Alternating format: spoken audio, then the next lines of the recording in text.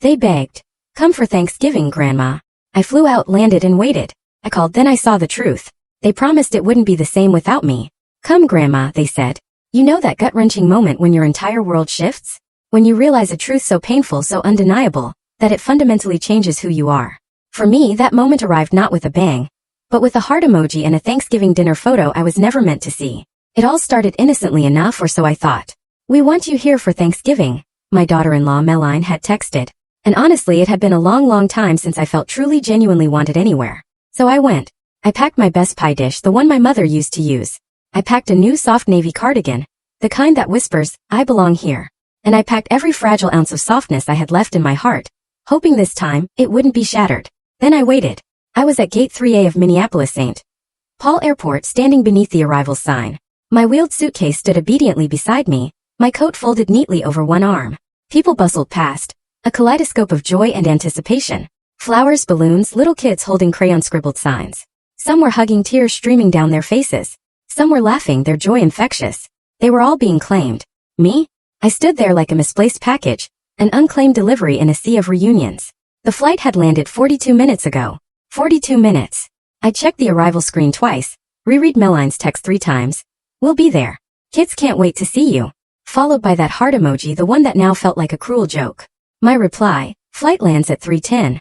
Can't wait to hug everyone, had gone unanswered. I kept my coat folded, even though the terminal was warm. Sitting down felt like surrender, like admitting defeat. I refused to look like a woman who had been forgotten. Then my phone buzzed. Not a call, not even a text. A social media notification. My heart hammered. It wasn't that I cared about those things, not really, but sometimes it was where my family posted pictures before they remembered to call me. I opened the app, and there they were. All of them. My son Greg in the navy sweater I'd sent him last year, looking so happy. His wife Meline, all smiles and tan skin just like always. My grandchildren Elliot and Ruby, crowded around a long wooden table. Candles flickering, a golden turkey, mashed potatoes piled high. And a pie. A pumpkin pie that definitely, absolutely wasn't mine. They were all holding up glasses and a toast beaming. The caption beneath it. Hearts full. I skimmed the frame once more, frantically searching. There was no mistake. There was no space for me at that table. I didn't cry. Not then. A strange cold clarity washed over me. I just turned around, pulled my new cardigan closer, shrugged on my coat, and started walking. Out of the terminal, past the taxis, past the shuttle signs. I didn't know where I was going, but I knew one thing with absolute certainty. I wouldn't be waiting for them to remember me. Not anymore. Looking back, the signs had been there all along. 3 days before my flight, Greg had called. That alone should have tipped me off. My son doesn't usually call. Not unless it's a birthday, a bill, or a very specific reason he needs something. But this time, his voice was syrupy smooth, overly cheerful. Hey Mom. You doing anything for Thanksgiving? I told him my modest plan. Stay home, roast a small chicken, maybe bake a pie if my hands cooperated, watch an old movie. Nothing fancy, I'd said. Just me and the radio. He paused, a pregnant silence on the line, as if calculating something. Well, he finally said. The kids were asking about you. Thought maybe you'd like to come here this year. Everyone will be together. It wouldn't feel right without you. That part. It wouldn't feel right without you. It did something to me deep inside. It had been a lifetime since I truly felt wanted anywhere. Needed? Yes. Called upon, depended on, absolutely. But not wanted. There's a profound difference. So I said yes. I said I'd find a flight. Greg didn't offer to book it or reimburse me, and I didn't ask. I still had the envelope with the Christmas money I tucked away for emergencies. This, I decided, qualified. After we hung up, I stared at the phone for a long time. My fingers still curled around it. I tried to remember the last time I'd felt genuinely excited. Not worried or anxious or obligated. Just pure, unadulterated excitement. The last time someone had invited me without adding a request for something in the same breath. It had been years. I booked the ticket that evening, found a non-stop flight on sale. I even paid the extra $12 to choose a seat with more legroom. Silly maybe, but I figured if I was going to travel halfway across the country, I might as well do it with a little comfort. The next day I went shopping. Not just for gifts, though I did pick up 2 books for the kids and a box of dark chocolate truffles Meline used to like. No, I also bought something for myself. That new cardigan, navy blue, soft wool, the kind that drapes just right at the hips and makes you feel like maybe you do belong in the picture too. I packed 3 days ahead. Checked the weather in Minneapolis, set my heating to low, took the trash out early. I didn't tell my bridge group I was leaving. They'd only asked too many questions, and maybe a part of me didn't want to jinx it. It had been so long since someone had said, "Come, we want you here." I flew out on Thanksgiving morning. The airport was a flurry of motion, full of people with rolling bags, headphones, pillows shaped like animals. I smiled at a baby across the aisle, shared a knowing look with another older woman reading a paperback, both of us with our hands in our laps, both with stories unspoken. When the plane landed, I smoothed down my skirt and brushed crumbs off my lap. I had brought my good shoes, the black ones with a tiny heel. I wanted to look like the kind of woman you invite. And I believed I was until I wasn't. The walk from baggage claim to the exit felt longer than usual. Maybe it was the weight of the suitcase. Maybe the weight of something else entirely. I rolled my bag past the coffee kiosks, the families reuniting, the young woman crying with joy into her boyfriend's shoulder. I didn't feel bitter then, just displaced, like someone had hit pause on me while the rest of the world continued in motion. Outside, the sky was gray with that dull Midwestern light that makes even the air feel heavy. My phone was still quiet. No texts, no missed calls. I checked the time again. 3:54 p.m. Thanksgiving dinner probably wouldn't start until 5 or 6. Maybe they were busy. Maybe the kids were being wild. Or the turkey needed basting. There were a dozen reasons, all of them harmless. But even harmless reasons sting when you're standing alone at arrivals. I waited on the curb another 20 minutes before my knees began to protest. I sat on a bench. I watched strangers climb into cars that knew their names. I watched a woman in a puffy jacket bring her mother-in-law a hot chocolate and a hug. The mother-in-law looked older than me. That hug, brief, tight, real, landed right in the hollow part of my chest. At some point I tried calling. Greg didn't pick up. I left a message. Said I'd landed. Said I was at the usual pickup point outside door B, under the sign with the airplane on it. Said I hoped everything was okay, and that I'd wait a little longer. But I already knew. I knew before I opened the app again, before the photo loaded, before I saw the cranberry sauce and the long wooden table and the caption about hearts being full. It wasn't the first time I'd been forgotten, but it was the first time I'd let myself admit that's what it was. I stood up, dusted off my coat, and pulled the suitcase behind me. No cab, no Uber, just me and the sidewalk. A man pushing a stroller offered a tired smile. I nodded back. Funny how in airports or just outside them, you can sometimes feel more seen by strangers than by your own blood. It was nearly 5 by then. The air had turned sharper. The kind of chill that slides under your collar and asks, "What now?" I didn't answer, just kept walking. My good shoes weren't made for this much pavement. But I didn't stop. About a half-mile out, just past a car rental return, I saw it. A squat little building with a neon sign that said, "Tina's Diner." I flickered in and out. The windows were fogged up from the warmth inside. Someone had taped paper turkeys to the glass. I went in. The bell above the door jingled. Inside, the diner smelled like hot grease and cinnamon. Vinyl booths, yellowed menus, a counter with cracked stools. There were maybe 6 people inside. A man in a UPS jacket. An older couple eating in silence. A waitress with a short ponytail who looked up when I entered and said, "Happy Thanksgiving, hun." "Same to you," I said, surprised by the steadiness of my own voice. I picked a booth near the window, slid in. The seat was warm. The table was clean. I pulled off my coat. "Kitchen slow today," the waitress said as she handed me a menu. "But we've got turkey and pie." "Pie sounds good," I said. "What kind?" She grinned. "Pumpkin, pecan, or key lime?" "Pumpkin and some tea, please." "You got it." I looked out the window while I waited. My suitcase sat beside me. An obedient little dog. My phone face down on the table vibrated once. I didn't flip it over. The pie came. It was warm with a dollop of whipped cream that leaned a little. The tea was strong and slightly bitter, just the way I like it. I took a bite, then another. It was the best piece of pie I'd had in years. Maybe not because of the spices or the crust. Maybe because for once I hadn't made it for anyone else. I ate slowly. I didn't rush. I didn't scroll. I didn't wait for anyone to show up and tell me it was all a misunderstanding. They weren't coming. Not today. Maybe not ever. And still there I was, whole, breathing, sitting at a booth under paper turkeys, letting the heat return to my fingers. When the waitress brought the check, she asked, "Want another slice to go?" I thought about it for a moment. Then I nodded. "Yes, for later." She winked. "Best decision you'll make all day." I smiled. Not because it was funny, but because she was right. The air bit sharper as I stepped back outside. The little white bag with my second slice of pie dangled from one hand, and my suitcase rolled behind me with a soft plastic rattle. I didn't have a plan, no hotel booked, no one waiting, but somehow I didn't feel lost. Not exactly. There's a kind of peace that comes when you finally stop expecting the people who hurt you to fix it. The wind picked up as I walked. It wasn't far to the nearest budget motel. I'd seen the sign while trudging from the airport. Valley Inn, weekly rates available. Nothing fancy, a square, low-slung building with beige paint and a vending machine by the front door. But it had lights on. And right now that was enough. Inside the lobby, a man behind the counter was watching a football game on a tiny TV. He glanced up when I entered, his face a map of boredom and fryer grease. "Need a room?" "Yes, just for one night," I said. "Single." I looked down at myself. My good shoes were scuffed from the walk. My cardigan smelled faintly of airplane. I nodded. "Single." He slid a form across the counter. "ID and card." I handed them over. While he typed, I glanced at the TV. Some team in red and gold was losing badly. The man didn't seem to care. Room 114, he said, sliding me a key on a flimsy ring. End of the row. I took it, thanked him and wheeled my suitcase down the sidewalk. The room was just what I expected. 2 lamps with mismatched shades, a bedspread patterned in muted browns, a television older than both my children. But it was warm. It had a working heater, and a surprisingly clean bathroom. I peeled off my shoes and sat on the edge of the bed. My feet ached. My back ached more, but my heart, the part that should have been shattered, felt oddly intact. I stared at the phone for a long time before turning it back over. 3 missed calls from Greg. 2 from Meline. A single text. Mom, where are you? No apology, no explanation, just confusion, as if I had disappeared. As if I were the one who forgot to show up. I didn't reply.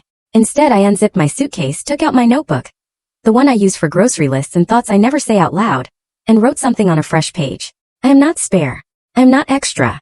I am not a side dish at someone else's table. I stared at the sentence a long time. Then I underlined it. I could have cried. A year ago, 5 years ago, I would have. But tonight the tears wouldn't come. What came instead was an odd clarity, like stepping into cold water. Shocking but clean. It wasn't just about this dinner or the airport. It was the years that led up to it. The birthdays they skipped, the voicemails left unanswered, the last-minute invitations that always sounded like obligations, never joy. I remembered Christmas 2 years ago when Meline called and said, "We'd love to have you over if it's not too much trouble getting here." That pause in her voice, the way she said, "If I'd made them a ham, I took the bus." I remembered Greg's 40th birthday. I sent him a leather wallet with his initials engraved. He sent back a group text that said, "Thanks for the gifts, everyone." I remembered Ruby's school play. How I'd found the live stream myself and watched on my little laptop with a glass of wine and a lump in my throat. She didn't know I was watching. Nobody mentioned it. And still I kept showing up. Until today. Maybe it takes standing on the curb alone in a different city to finally see the shape of what's been there all along. I wasn't part of their life. I was an accessory, a convenience, a placeholder for when they needed to remember their better selves. I looked around the motel room. Ugly, honest, functional. It was the most honest place I'd been in years. I got up, made myself a cup of motel tea using the plastic coffee machine, and sat cross-legged on the bed with my second slice of pie. No china plate, no linen napkin, just a white paper bag and a plastic fork. And yet, it tasted like something I'd earned. The motel room ceiling had a hairline crack that ran above the bed like a road map. I stared at it while the heater wheezed and kicked. Outside, I could hear the wind scraping at the siding and the occasional engine rumble from the freeway nearby. A man 2 rooms over was coughing deep, wet, miserable. Somewhere a toilet flushed. It wasn't a peaceful night, but it was an honest one. Around 2 a.m. I finally drifted off the scratchy blanket, pulled up to my chin. My notebook still open on the nightstand. I slept in the clothes I'd arrived in. Too tired to change, too tired to unpack again. In the morning I woke before the sun. It's a habit I never lost. Even after retirement, my body insists on being useful by 6 o'clock. I made another cup of weak coffee from the in-room machine and watched the sky lighten through the blinds. The pie was gone. The tea too, but the quiet stayed. At 7:12 a.m. my phone buzzed. "Mom, I'm so sorry. There was confusion with the pickup. We thought your flight was tomorrow. Can you come to the house today? The kids really want to see you, Greg." No explanation for the photo. No mention of the dinner. No apology for posting a Thanksgiving without me in it. Just confusion. "And can you?" I stared at the message, then set the phone down. I didn't answer. Instead I got dressed, brushed my hair, dabbed on a little lipstick. It wasn't about seeing them. I wasn't going. It was about dignity, about reminding myself that I still got to decide how I presented myself to the world. Even if no one was looking. The lobby had a bowl of bruised apples and a carafe of coffee that tasted like burnt cardboard. I took an apple and slipped it into my bag. Checked out. The man behind the counter barely looked up from his football recap. Outside it was cold and clean. The wind had calmed. The sky was the kind of brittle blue that only happens in November. Sharp, high, endless.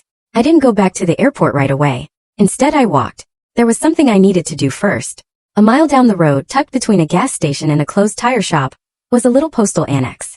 I stepped inside and asked for an envelope and a pen. "Do you sell stamps?" I asked. "Of course," said the clerk.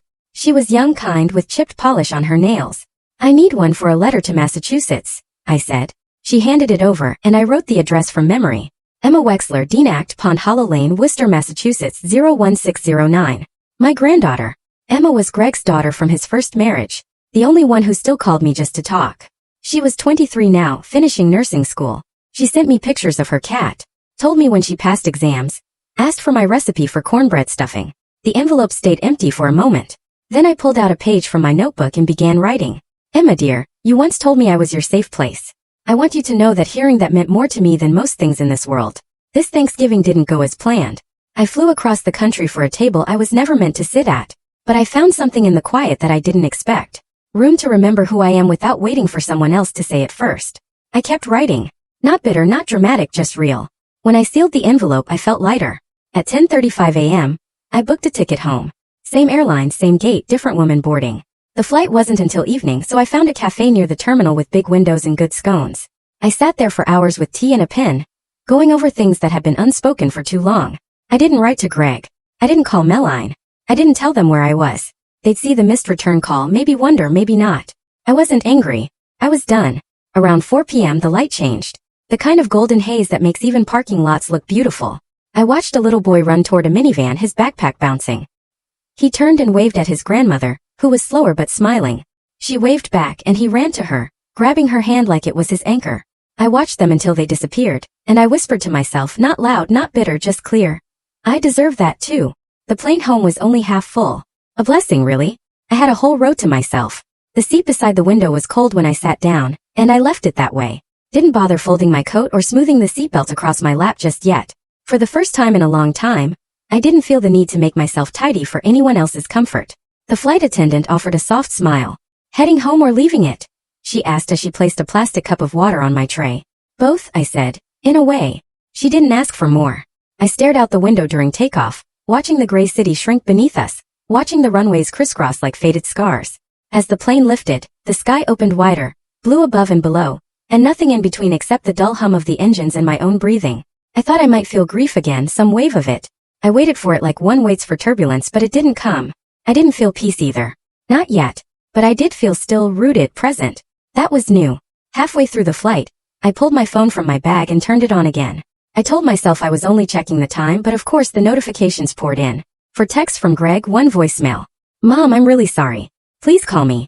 The kids were asking where you were. Melline said she thought you knew we moved dinner up a day. Can we talk? I didn't open the voicemail. I didn't delete it either. Let it sit. Let it wait the way I had waited. I switched the phone off again. When we landed, it was already dark. My little city glowed in a way that was quiet and familiar. The shuttle driver who took me back to the parking lot was an older man with a twinkle in his eye.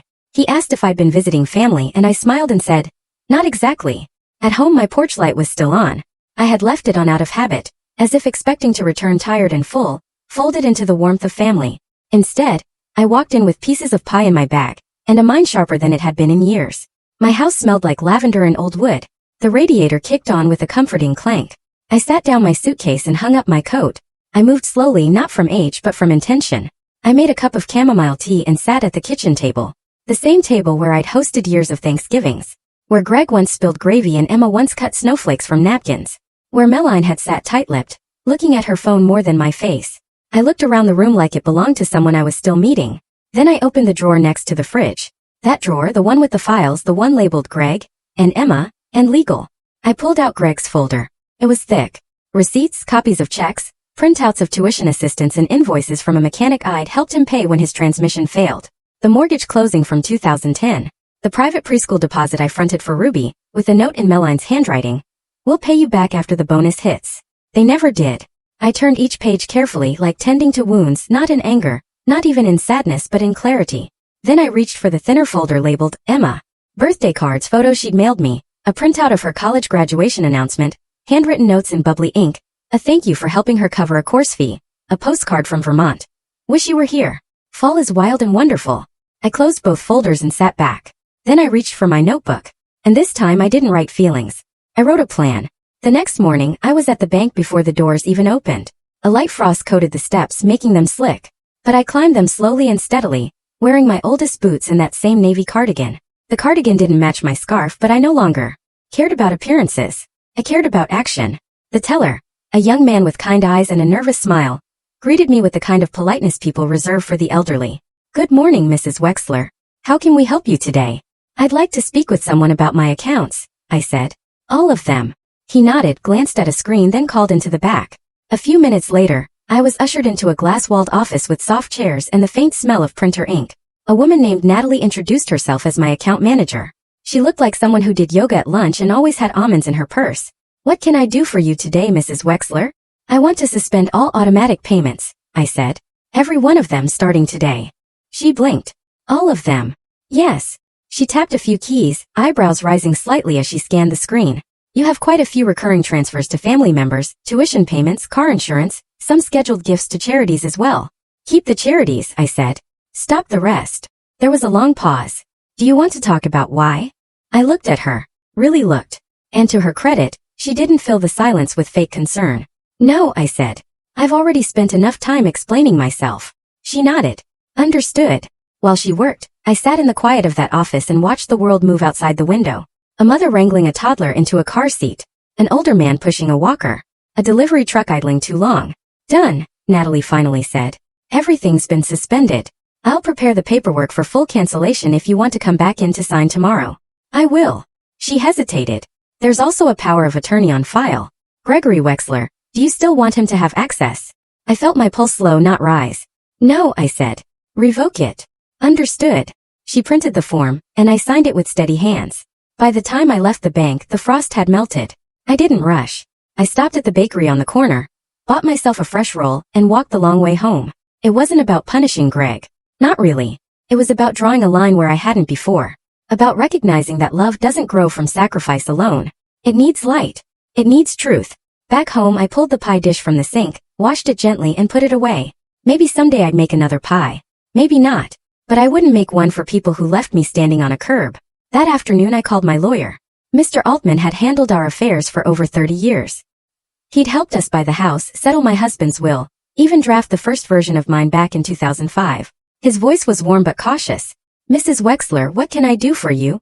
I'd like to make changes to my estate, I said. And I want to establish a trust for Emma. Yes. He didn't ask why. He didn't have to. People like Mr. Altman have seen every version of family disappointment that exists. We set a time for the next day. When I hung up, I felt no triumph, no victory, just clarity. That night, I sat on the porch with a blanket around my shoulders and tea cooling on the railing. A few neighbors passed by, one waved, one didn't. The street was quiet, and I felt not okay, not healed but steady, like I'd finally stopped knocking on a door that was never going to open. The next morning, the sky was soft and low, that pale winter gray that wraps around the houses like gauze. I dressed slowly, not because I was tired, but because I didn't want to rush what came next. At 9 sharp, I was in Mr. Altman's office. A little 2-story building with green shutters and a reception area that smelled faintly of old paper and floor polish. The same gold-framed photos hung where they always had. His children, his boat, his bulldog and a Santa hat. He stood when I entered, still as polite as he was 20 years ago. Mrs. Wexler, he said, extending a hand. It's good to see you. And you, Mr. Altman. We sat in his office, same leather chairs, same ticking wall clock, same stack of forms on his desk, though now his reading glasses were thicker, and his mustache had gone from salt and pepper to snow white. What are we changing today? He asked gently. My will, I said. And I want to create a trust. Everything I own, every cent, every asset, I want it protected. And I want it to go to Emma. Only Emma. He didn't blink, just nodded and pulled out a legal pad. I assume we're removing Gregory and Melline. Yes, I said. They've had enough from me. More than enough. He looked up at that but didn't comment. I want it airtight, I continued. No back doors, no loopholes. Emma is the beneficiary. She gets everything when I'm gone. And until then, she can access the trust for education, housing, healthcare, or emergencies. I'll decide what counts as an emergency. Altman smiled a little. You've thought this through. I have. And your home, your pension account, the CDs, all of it. If it has my name, it moves to the trust. Understood. And you want to retain full control while living. Of course. Exactly. He leaned back. Emma's a good girl. Always was. I felt something in my throat tighten.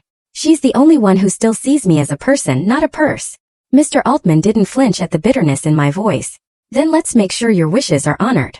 For the next hour we worked through every item. He asked questions. I gave firm answers, no more uncertainty, no more benefit of the doubt. When we reached the end, he gathered the papers into a folder and looked at me with something close to admiration. I'll have the final draft ready in a few days, he said. We'll get it notarized and it'll be done. Thank you, I said, meaning it. Outside, the air had turned crisp. I walked home slowly, stopping once to buy a small poinsettia at the florist. I didn't decorate much anymore, but I wanted something bright on the kitchen table, something alive. The moment I stepped through the door, the phone rang. I didn't recognize the number, but I answered anyway. Grandma. It was Emma. Her voice breathy, nervous, warm. I got your letter. I sat down at the kitchen table. You did. I didn't know what happened. Dad and Meline said you canceled your flight last minute. They made it sound like you just changed your mind. Of course they did. I was there, I said softly. I landed. I waited. I saw the photos. Emma went quiet. I'm so sorry, she whispered. I had no idea. I know, sweetheart. That's not on you. I should have called. I should have checked. You didn't know. You're not the one who made that choice. She sniffled on the other end. I missed you so much that day. It didn't feel right without you. For the first time since the airport, tears stung behind my eyes, but they didn't fall. Not this time. Thank you, I said. That means more than you know.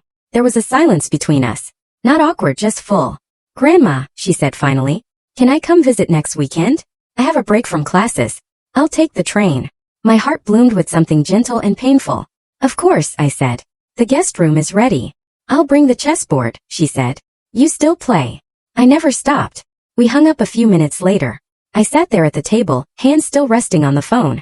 For once I didn't feel forgotten. I didn't feel invisible. I felt seen. That Saturday, just after noon, I stood at the train station in my warmest coat, watching as passengers stepped off the 1137 from Worcester. The platform smelled like diesel and old rain. I clutched the paper bag in my hands, a sandwich and an apple just in case she'd forgotten to eat. And then there she was. Emma came off the train wearing an oversized hoodie and jeans, her dark curls tucked under a beanie, a worn canvas bag slung over one shoulder. She looked older than the last time I'd seen her, sharper somehow. But when she spotted me, her face lit up with something pure and unmistakable. She rushed over and hugged me like she meant it. It was that simple. No questions, no apologies, no tension curling in the air between us. Just her arms around me, tight and real. Hi, Grandma, she whispered into my shoulder. Hi, baby, I said. You're here. We drove home in silence for a while. She watched the streets like she was trying to memorize them again. I drove slowly, carefully, letting her take it in. The neighborhood hadn't changed much, but it felt different with her beside me. Back at the house, I made tea while she set her bag down in the guest room. She returned with that familiar ease of someone who belonged, curling up in the corner of the couch like she'd never left. The chessboard sat waiting on the coffee table. We played a game. She won. Then we played another. I won that one. Fair and square. Later we sat at the kitchen table, both of us nursing mugs of tea. The poinsettia I bought earlier that week sat in the middle, still red, still alive. I read your letter again on the train, she said, tracing the rim of her mug. I've never seen you write like that before. I've never had to, I said. I used to think being quiet was a form of grace, but lately I think it's just made me easy to ignore. Emma looked up at me. I never ignored you. I know. She hesitated. Dad doesn't know I'm here. I figured. He called a couple nights ago. Asked if I'd seen you since Thanksgiving.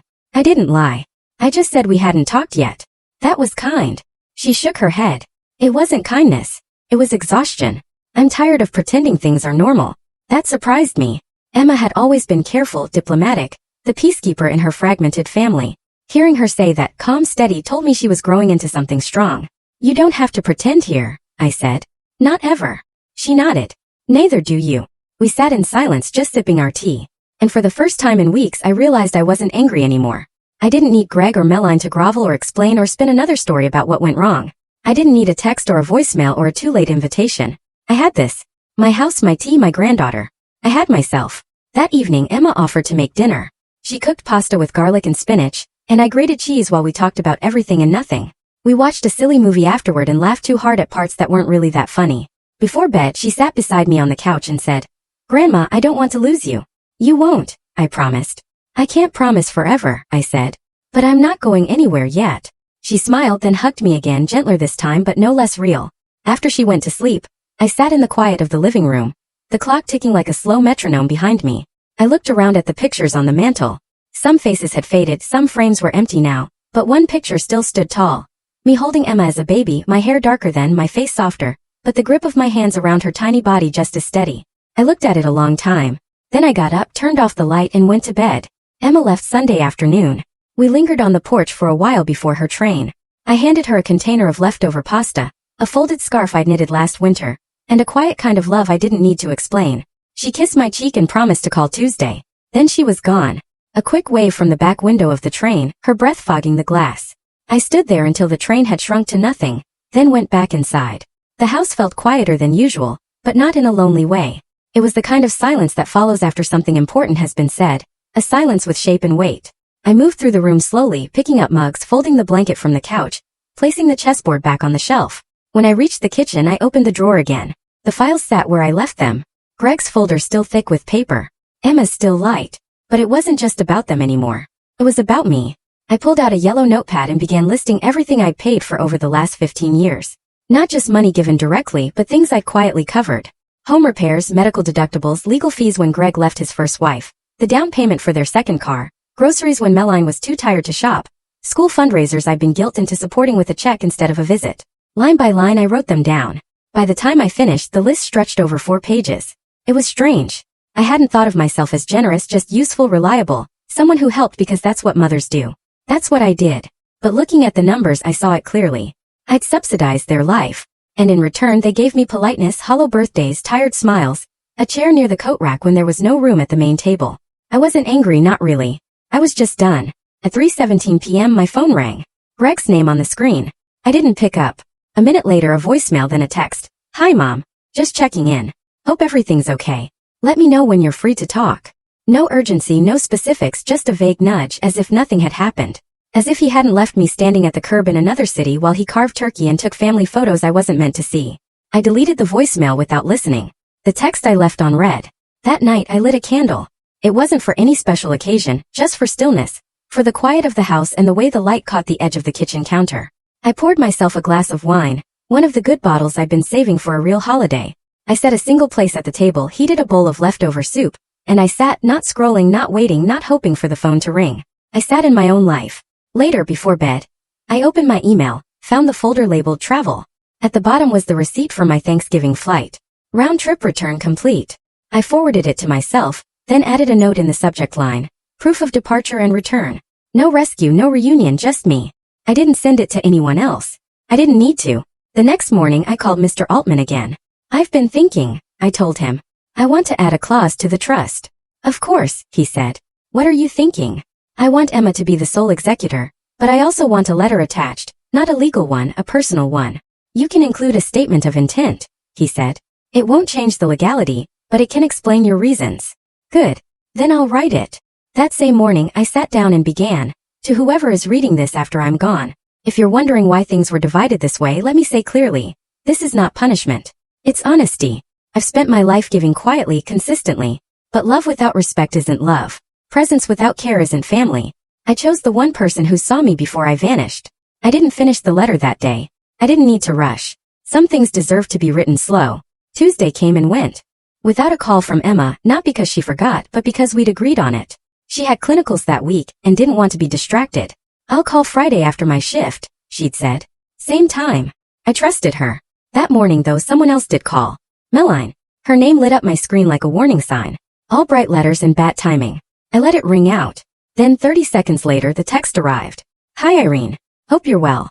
Greg mentioned you've been hard to reach lately. Let's catch up soon. No punctuation where it mattered. No warmth where it counted. Catch up. We weren't old co-workers. We weren't neighbors who borrowed sugar once. I'd been her mother-in-law for almost 15 years.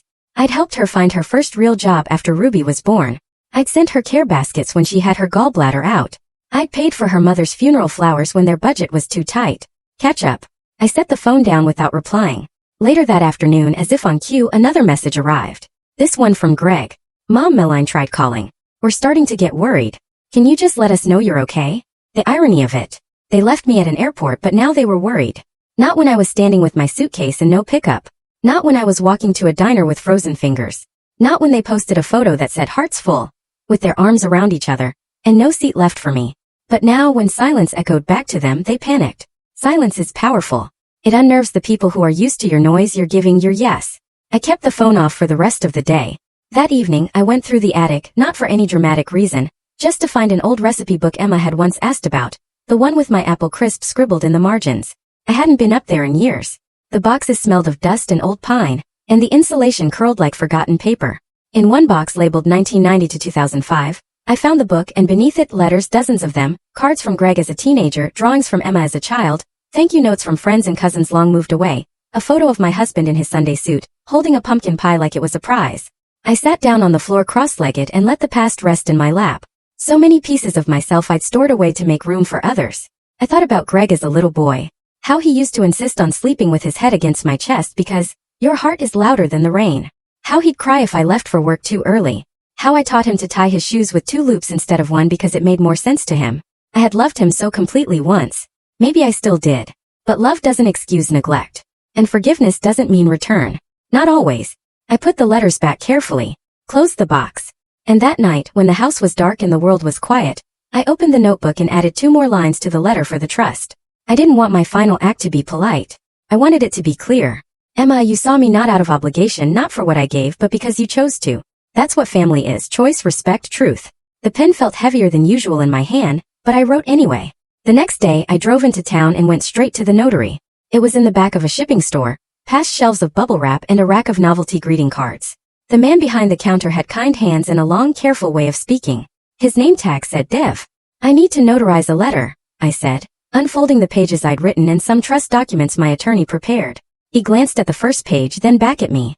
Big changes, he said. I nodded. Long overdue ones. He didn't ask more. Just handed me a pen and guided me through each signature with the quiet efficiency of someone who has seen all kinds of endings and beginnings pass across his counter. When it was done, I felt lighter. Not free, not yet, but clearer. Like the road ahead had fewer turns. I stopped by the grocery store after. Picked up milk and oranges, a bunch of lilacs they'd marked half price. The kind of things you buy when life is steady again. When you're choosing your own peace, instead of waiting for someone else to hand it to you. At home, I set the flowers in the chip vase near the kitchen sink.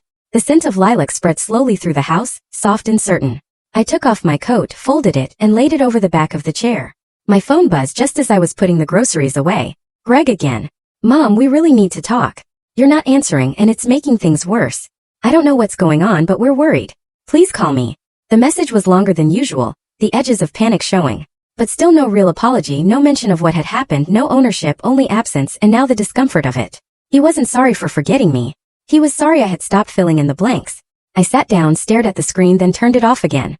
That afternoon I took out the folders once more. Greg's, Emma's, the trust packet, and locked them all in my fireproof box. Slid it back beneath the bed. Not because I was hiding anything, but because I was finished. Finished explaining, finished asking, finished waiting. I made soup that night. Lentils, carrots, garlic. My hands still knew how to measure by instinct. I cooked for one, not for absence. I set the table not in mourning but in ritual, in respect for myself. The soup was good. Later I sat on the porch again, wrapped in a shawl. The air just brisk enough to feel like something shifting.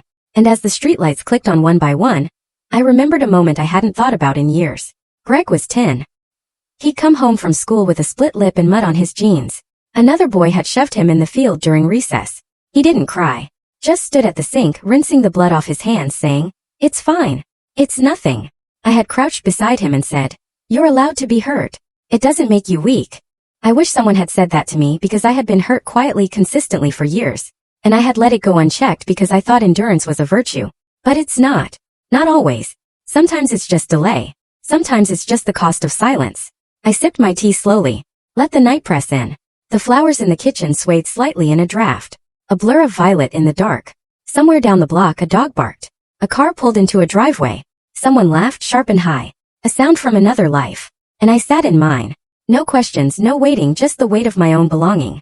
Finally whole. It was late Friday afternoon when the knock came.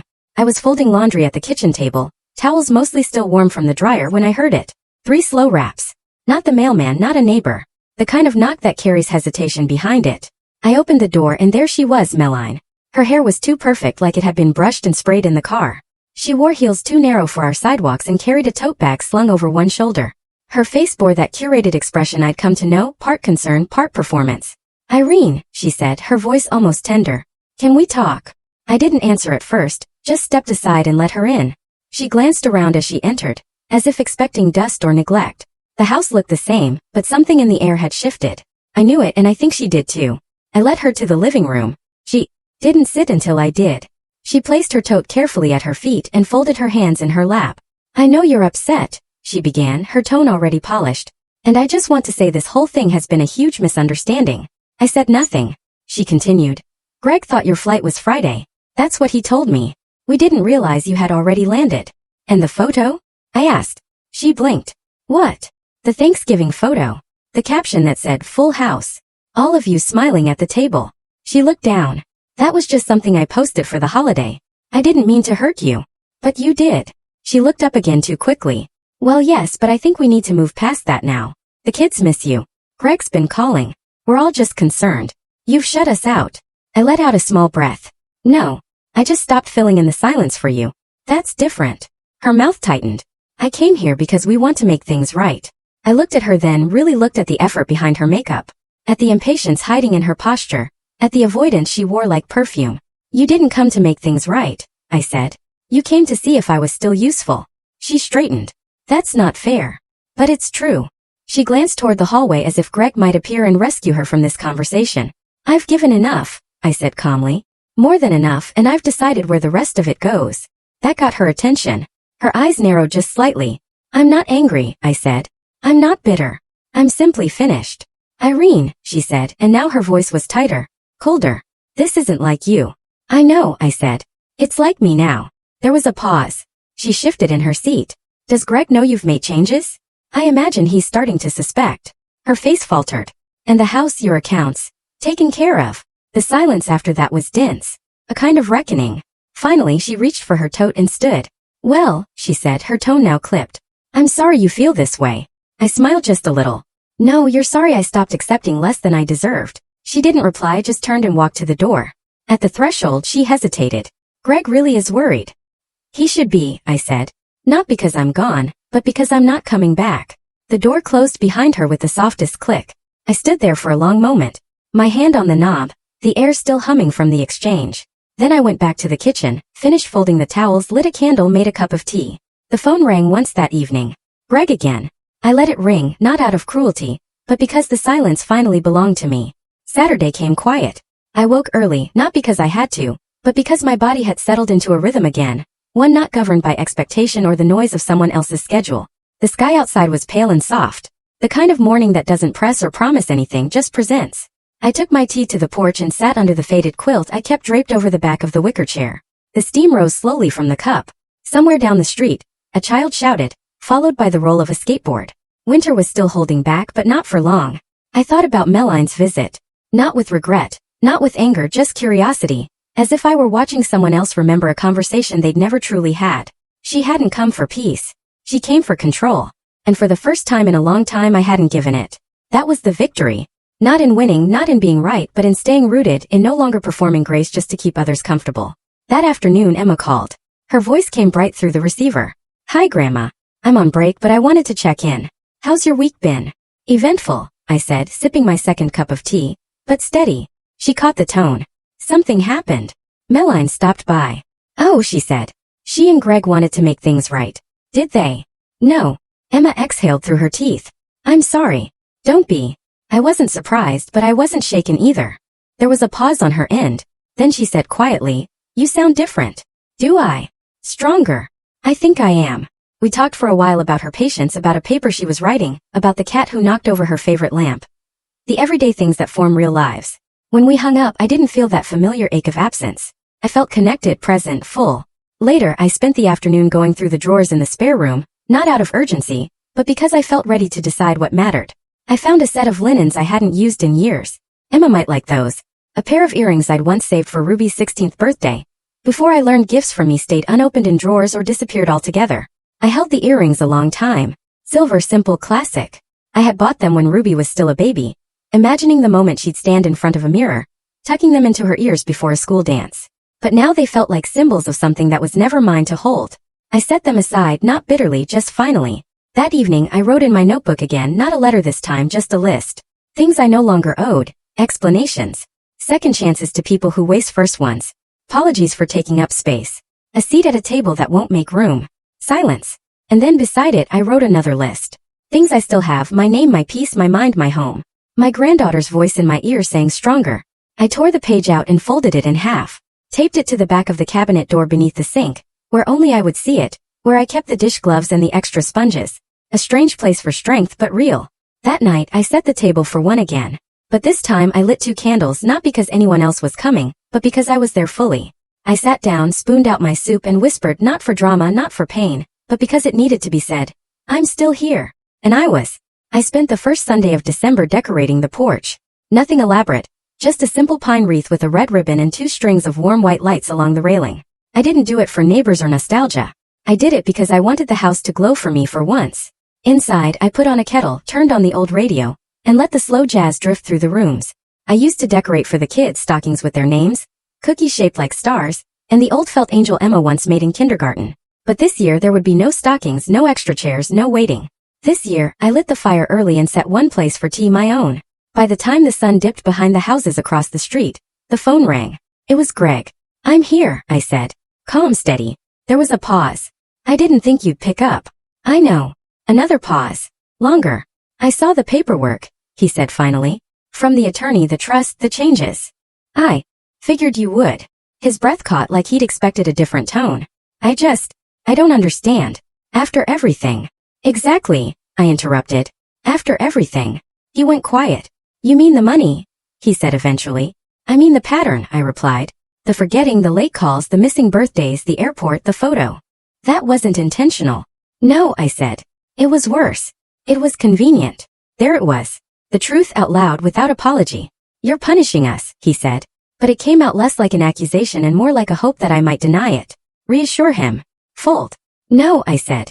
"I'm releasing myself from obligation, from old loyalties that only moved in one direction, from the guilt I'd carried so long. I'd forgotten what lightness felt like. I never thought it would come to this," he muttered. "I know." His voice broke. "We're still your family." "No, Greg. I was your family. You haven't been mine in a long time." And with that we ended. Not with shouting, not with resolution, just with the truth said quietly enough to echo for years. I hung up, stood at the window, and watched the street lamp flicker on. The next day I mailed a small package to Emma. Inside, the silver earrings wrapped in soft cloth, a copy of the trust, and a note. "These are yours not because you asked but because you showed up. Wear them when you feel uncertain. You're never invisible in this house.